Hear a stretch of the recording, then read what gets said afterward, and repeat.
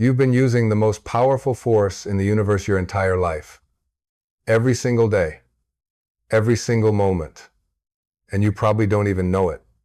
This force created galaxies. This force orchestrates the beating of your heart right now without you thinking about it. This force grows an entire human being from 2 microscopic cells. And here's what changes everything. This same force is operating through your consciousness right now. The question isn't whether you have access to divine intelligence. The question is, are you aware of it? Let me tell you something that might shake you a little bit. You are not separate from the intelligence that created you. You are an extension of it, a unique expression of it. Every thought you think, every choice you make, every reaction you have, it's all happening within this field of consciousness that's far bigger than your individual mind. But here's what happens. Here's where most of us get lost. We start believing that we are just these bodies, just these personalities, just these stories we've been telling ourselves for years. We actually forget that we're connected to something infinite, something that knows exactly what it's doing, something that's been guiding evolution for billions of years. Think about this for a moment. Really think about it. Your body is performing 10,000 billion chemical reactions right now, right this second. Your immune system is fighting off invaders. Your nervous system is sending signals. Your cells are regenerating. And you're not doing any of it consciously. You're not sitting there thinking, okay, now digest that food. Now filter that blood. Now repair that tissue. So who's doing it? What intelligence is running this show? And if that intelligence is sophisticated enough to manage the incomprehensible complexity of your physical body, don't you think it might know something about how to manage your life? But we don't trust it. We really don't. We wake up every morning and we think we have to figure everything out with our limited thinking mind. We worry, we plan, we calculate, we try to control every outcome. We exhaust ourselves trying to manipulate reality into giving us what we want, and all the while, this divine intelligence is just waiting for you to relax, waiting for you to surrender, waiting for you to stop blocking the flow with your fear and your doubt and your need to control everything. You want to know why some people seem to move through life with this effortless grace while others struggle constantly? It's not because they're lucky. It's not because they have better circumstances. It's because they've learned to align themselves with this intelligence instead of fighting against it. Listen to this carefully. Your consciousness is not contained in your brain. Your brain is an instrument that consciousness uses. Science is starting to understand this now. They're finding that consciousness might actually be fundamental to the universe itself, not a byproduct of matter, not something that emerges from complexity, but something that exists prior to everything else. What does this mean for you? It means you are not a powerless victim of circumstances. You are not at the mercy of random events. You are not just reacting to a world that's happening to you. You are a creative center of consciousness. You are literally shaping your reality through the quality of your awareness. But you have to wake up to this. You have to stop sleepwalking through your life. Most people are living in a trance. They're repeating the same thoughts they had yesterday, feeling the same emotions they felt last week, making the same choices they made last year. And then they wonder why their life never changes. Your life is a reflection of your consciousness. Not your circumstances. Your consciousness. The level of awareness you bring to each moment. The quality of attention you give to your thoughts. The intentions you set. The beliefs you hold. All of it is creating your experience of reality. And here's something that might disturb you a little. If you don't like your life right now, if you're unhappy with where you are, if you feel stuck or frustrated or limited, you can't blame anyone else. Not your parents. Not your past. Not the economy. Not the government. Not your spouse. Because the moment you blame something outside of yourself, you give away your power. You disconnect from the divine intelligence that's trying to express itself through you. This is hard for people to hear. Really hard. Because we've been conditioned to believe that we're victims. We've been taught that our happiness depends on external conditions. Get the right job, find the right partner, make enough money, live in the right place, and then you'll be happy. Then you'll be fulfilled. Then your life will work. But it doesn't work that way. It never has. Because external conditions are always changing, always shifting, always temporary. You get the job and then you want a better job. You find the partner and then the relationship gets difficult. You make the money and then you need more money. There's no end to it. The finish line keeps moving. So what's the alternative? The alternative is to realize that the source of your well-being is internal. It's in your consciousness. It's in your connection to divine intelligence. And that connection is available to you right now. Not someday when your life is perfect. Not when you've solved all your problems. Not when you've achieved all your goals. Right now, in this moment, exactly as you are. But you have to make a choice, a conscious choice, because consciousness is not passive. It's not just awareness. It's directed awareness. It's intentional. You can be conscious of your limitations or you can be conscious of your possibilities. You can be conscious of what's wrong or you can be conscious of what's working. You can be conscious of fear or you can be conscious of love. And whatever you're conscious of expands. Whatever you give your attention to grows. If you focus on problems, you create more problems. If you focus on lack, you create more lack. If you focus on what you don't want, you attract more of what you don't want. This isn't mysticism. This isn't positive thinking. This is how consciousness works. This is the mechanism of creation itself. The intelligence that created the universe is creating through you right now, through your thoughts, through your beliefs, through your expectations. And it will create whatever you tell it to create. It doesn't judge, it doesn't question, it doesn't argue. It simply responds to the consciousness you're holding. So you have to ask yourself, what am I creating? What am I focusing on? What story am I telling about my life? Because that story is not just a description of reality. That story is creating your reality. The narrative you hold in your mind becomes the experience you have in your life. And most people are telling themselves terrible stories. Stories of limitation, stories of victimhood, stories of I can't and I'm not and it's impossible. And then they live those stories. They prove those stories right. They find evidence everywhere that confirms what they already believe. But you can change the story right now, this instant. You don't have to wait for permission. You don't have to wait for circumstances to change. You can shift your consciousness and everything shifts with it, because consciousness is primary. Everything else is secondary. Everything else is a reflection. Here's what happens when you start to understand this. When you really get it, your relationship with life completely transforms. You stop resisting. You stop forcing.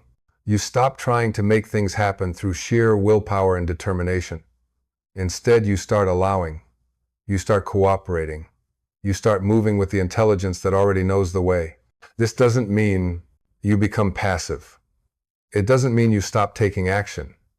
It means your action comes from a different place. Instead of acting from fear and desperation, you act from inspiration and guidance. Instead of pushing against reality, you flow with it. Instead of exhausting yourself trying to control outcomes, you trust the process. And this is where most people get stuck.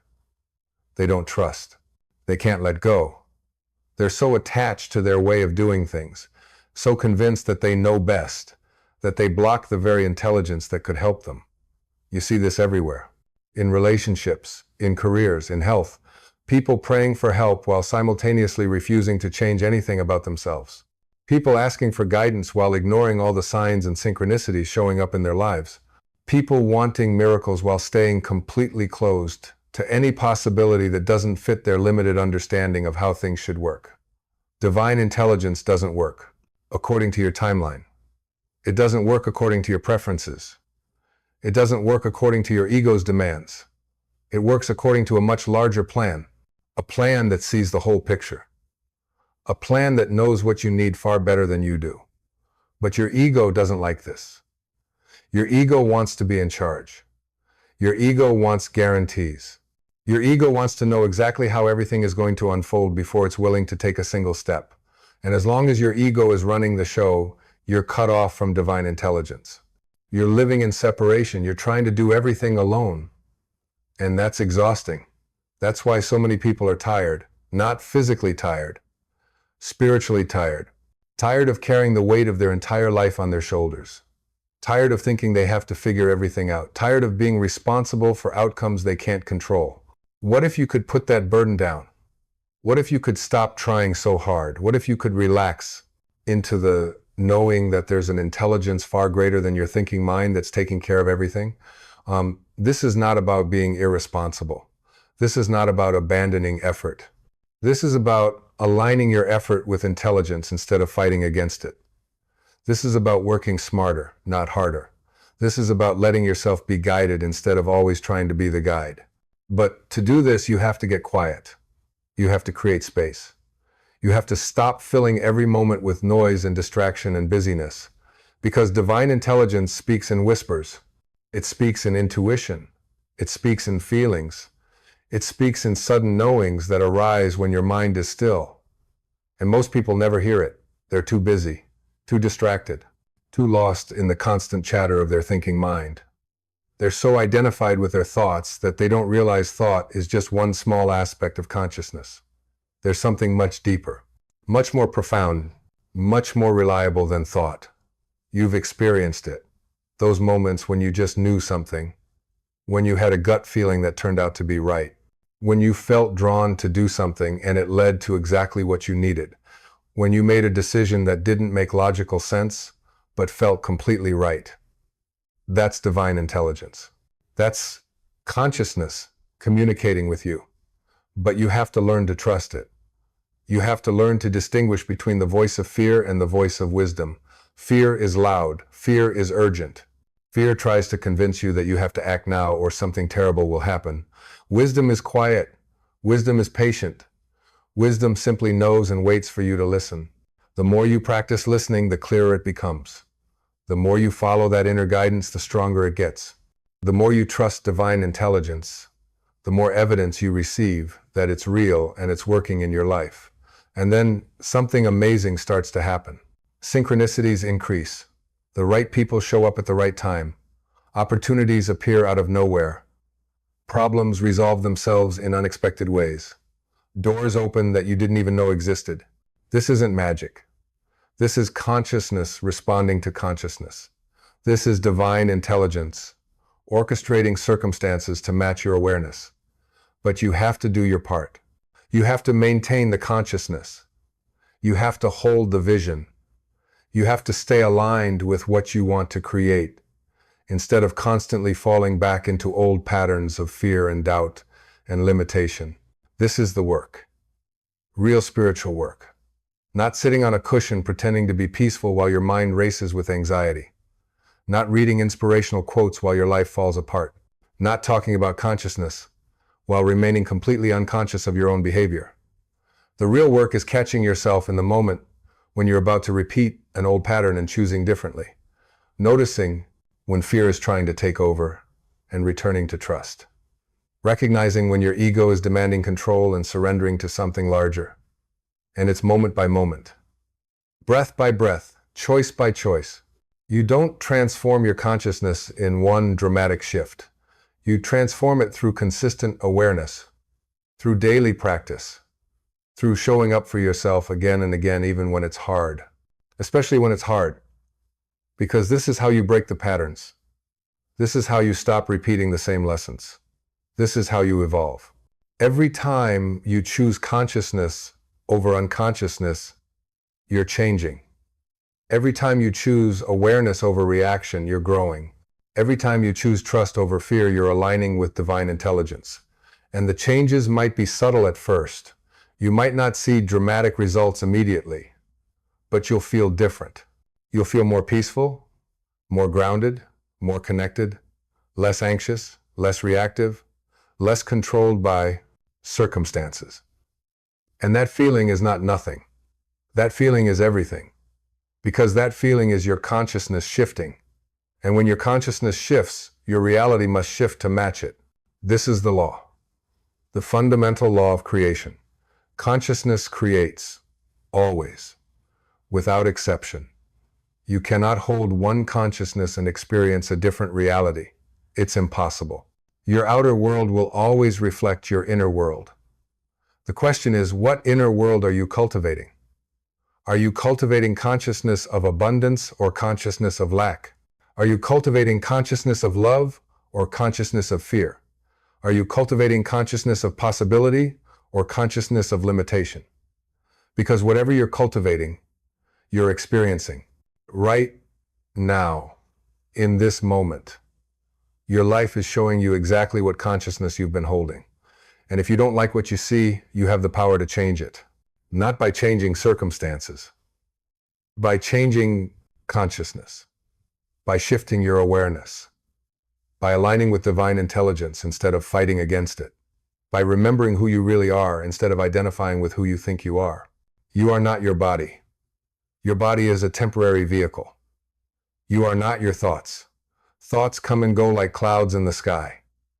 You are not your emotions. Emotions are responses to thoughts. You are not your story. Your story is something you've been telling yourself, but it's not the truth of you. You are consciousness itself. You are an individualized expression of the infinite intelligence that created everything. You are divine intelligence in human form. And when you start living from that awareness, everything changes. You stop taking things personally. You stop needing external validation. You stop comparing yourself to others. You stop seeking happiness in things that can never provide it. You stop waiting for permission to be who you really are. You stop playing small to make others comfortable. You stop apologizing for your existence. Instead, you start expressing. You start creating. You start contributing. You start showing up fully in your life. Not because you have to, not because you should, but because it's your nature. Because when you're connected to divine intelligence, creativity flows naturally. Joy arises spontaneously. Love expresses effortlessly. This is who you are beneath all the conditioning and programming and fear. But you have to be willing to let go of who you think you're supposed to be. You have to be willing to disappoint people. You have to be willing to be misunderstood. You have to be willing to stand alone if necessary. Because the path of consciousness is not the popular path.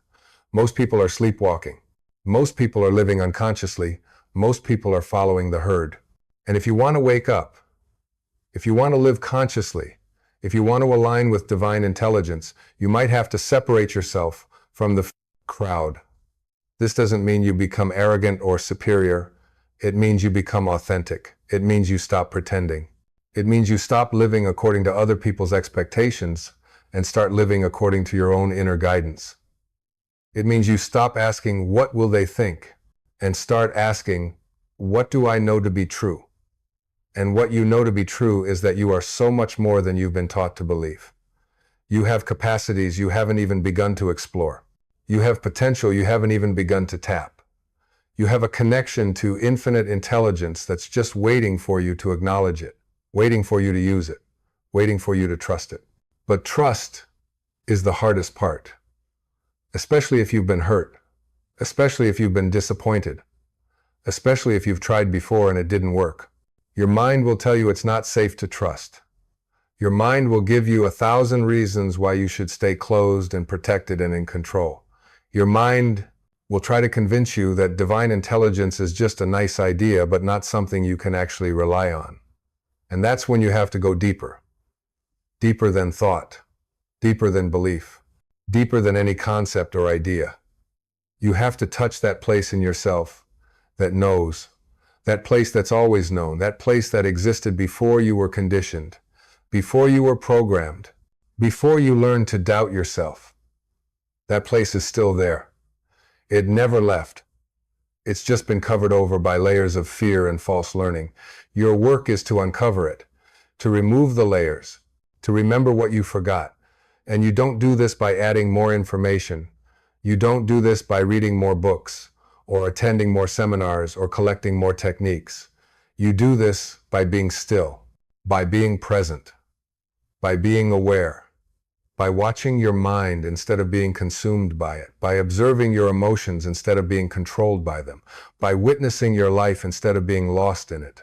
This is meditation in its truest sense, not a practice you do for 20 minutes a day, but a way of living, a way of being, a constant returning to awareness, a consistent choice to be conscious instead of unconscious. And when you live this way, when you bring this quality of awareness to everything you do, divine intelligence flows through you naturally. You don't have to try to access it. You don't have to work to connect with it. You just have to stop blocking it with your limited thinking and your fearful believing and your constant need to control. Because divine intelligence is always present, always available, always operating. The question is, are you available to it? Are you open to it? Are you willing to receive it? Or are you so busy with your own agenda that you can't hear what it's trying to tell you? So convinced of your own way that you can't see the better way it's showing you? So attached to your plan that you can't recognize the divine plan unfolding? This requires humility. Real humility. Not the false humility of thinking you're not good enough, but the genuine humility of recognizing that you don't have all the answers, that your understanding is limited, that there's an intelligence far greater than your individual mind that sees what you cannot see and knows what you do not know. And when you approach life with this humility, with this openness, with this willingness to be guided, everything softens, everything flows, everything works. Not in the way you expected, not according to your timeline, not matching your preferences, but in a way that's ultimately better, in a way that serves your highest good, in a way that supports your evolution. You just have to be willing to let go, to surrender, to trust. And trust is not something you do once. Trust is something you practice every day, every moment. Every time fear arises and tells you to take control, every time doubt appears and tells you it won't work, every time your ego demands proof before it's willing to believe, that's when you practice trust. That's when you choose consciousness over unconsciousness. That's when you align with divine intelligence instead of fighting against it. And over time, this becomes your default. This becomes your natural state. You stop struggling because you understand there's nothing to struggle against. You stop resisting because you understand that what is. You stop forcing because you understand that force creates more resistance. Instead, you allow, you accept, you cooperate, you flow. And in that flowing, in that allowing, in that cooperating, you discover something extraordinary. You discover that you're being carried, you're being supported, you're being guided, not by some external force, but by the very intelligence that's expressing itself as you. Think about the people in your life right now, the relationships you have, the dynamics that play out. Every single interaction is a mirror. Every person is reflecting something back to you about your consciousness. The judgments you make about others, the irritations you feel, the attractions you experience, they're all showing you something about yourself, about what's active in your consciousness, about what you're still healing, about what you're ready to transcend. And this is where most people miss it. They think other people need to change. They think circumstances need to be different. They spend years waiting for their partner to transform, for their boss to appreciate them, for their children to behave differently, for the world to finally give them what they deserve. And they never look in the mirror. They never examine their own consciousness. They never ask, what am I bringing to this? What am I creating here? What pattern am I repeating? Because here's the truth that nobody wants to hear. You attract what you are, not what you want, what you are. The consciousness you hold is magnetic. It draws people and situations and experiences that match its frequency. If you're holding consciousness of unworthiness, you'll attract people who treat you as unworthy. If you're holding consciousness of scarcity, you'll attract situations that reinforce scarcity. If you're holding consciousness of conflict, you'll attract conflict everywhere you go. And you can try to change the people, you can try to change the situations, but until you change the consciousness, nothing really changes. The same patterns repeat. The same problems resurface, just with different faces, different names, different settings. But the same essential dynamic, because the dynamic is coming from you, from your consciousness, from the beliefs you're holding, from the story you're telling. So what do? You become aware, brutally aware, painfully aware. You stop pretending, you stop making excuses, you stop blaming, and you start looking at your part in everything. Not to shame yourself, not to beat yourself up, but to take your power back. Because the moment you see your part, the moment you recognize your contribution, that's the moment you can change it. This is radical responsibility.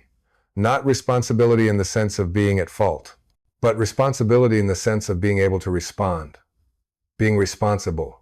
You cannot respond to something you're not aware of. You cannot change something you're not willing to see. So you have to see it, all of it, the good and the bad, the light and the shadow, the parts you're proud of, and the parts you've been hiding from yourself. And divine intelligence will show you, if you're willing to look, it will show you through your relationships, through your repeated patterns, through your emotional reactions, through your dreams, through your body, through synchronicities and signs and moments of sudden insight. But you have to be paying attention. You have to be willing to receive the feedback. You have to be humble enough to admit that you don't have it all figured out. You are not separate from divine intelligence. You are an expression of it. And when you live from that awareness, when you remember that truth, when you align with that reality, your life becomes a demonstration of what's possible when human consciousness cooperates with divine intelligence. You become a living example of grace, of ease, of flow, of synchronicity, of manifestation. Not through effort and strain and struggle, but through alignment and awareness and trust. And here's what you need to understand about this journey. It's not linear. It's not a straight path from unconsciousness to enlightenment. You'll have days where you feel completely connected, where everything makes sense, where you're flowing with divine intelligence effortlessly. And then you'll have days where you forget everything, where you fall back into old patterns, where fear takes over and you find yourself trying to control again. This is normal. This is part of being human. You're not failing when this happens. You're learning. You're integrating. You're deepening your capacity to hold higher consciousness even when life gets challenging, even when things don't go your way, even when people disappoint you, even when your plans fall apart, because that's when it matters most. That's when the real work happens. Anyone can be conscious when life is easy, when everything is going well, when you're getting what you want. But can you stay conscious when life is hard, when you're being tested, when everything seems to be going wrong? That's where transformation happens. That's where you prove to yourself that you're not just talking about consciousness. You're living it. You're embodying it. You're becoming it. This is available to you. Right now, in this moment. You don't have to earn it. You don't have to deserve it. You don't have to prove yourself worthy. You just have to recognize it, to acknowledge it, to open yourself to it. The power is already there. The intelligence is already operating. The consciousness is already present. All that's required is your awareness of it. So, become aware. Wake up, pay attention, notice what you're thinking, notice what you're feeling, notice what you're creating. And if you don't like what you're creating, change your consciousness, change your awareness, change what you're giving your attention to. Because that's where your power is. Not in changing circumstances, in changing consciousness. And when consciousness changes, everything changes. Everything. Without exception. Without fail.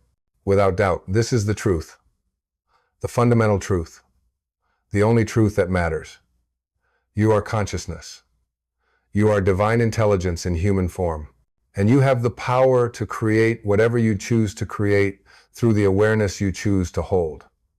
So choose wisely, choose consciously, choose deliberately, because you are choosing every moment, every breath, every thought. You are choosing what you experience by what you're conscious of. Make it beautiful. Make it meaningful. Make it a reflection of the infinite intelligence that lives within you and expresses through you and creates as you.